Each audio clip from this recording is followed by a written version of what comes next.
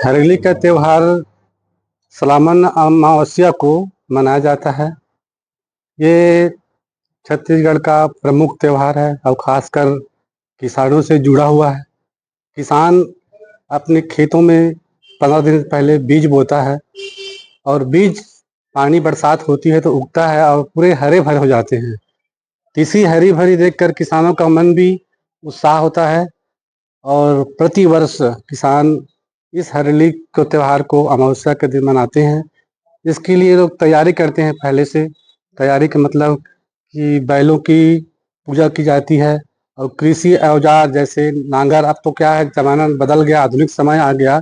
लकड़ी के पहले नांगर आज भी है लेकिन उसको केवल पूजा के लिए रखें ऐसा होता है। उसके बैलों के साथ साथ हल, रापा, कुदाली जितने भी हमारे कृषि यंत्र हैं उनकी पूजा होती है और यह त्योहार बड़ा हर्षोल्लास से मनाते हैं।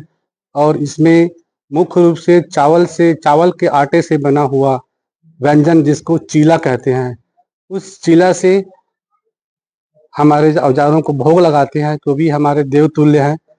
इसलिए हर किसान को खुशी होती है। हरेली त्योहार है आज, उसको उमंग और हरियाली का त्योहार है और ये पूरे छत्तीसगढ़ में हर्षोल्लास से बहुत से उत्साहपूर्वक मनाया जाता है। तो आज हरेली अमावस्या की आप सभी को हार्दिक शुभकामनाएं। यह त्योहार आपके जीवन में बहुत ही हरियाली लेकर आए ऐसी मैं कामना करता हूँ।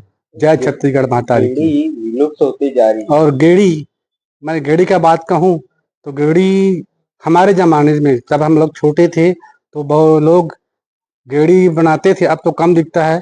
तो मेरे अनुमान है गेड़ी को लोग पहले कीचड़ होता था, सड़क नहीं होता था ऐसा, तो लोग कीचड़ से बचने के लिए गेड़ी बनाया करते होंगे ऐसा मेरा मानना है। अब धीरे धीरे गेड़ी विलुप्त होते जा रही है। गेड़ी कुछ लोग बनाते हैं लेकिन उतना उत्साह देखने को नहीं मिलता पहले जैसा। शुभ नाम बताओ। मेरा नाम गजाधर साहू है और मैं गांव सिंगई का रहने वाला निवासी हूँ और एक किसान हूँ।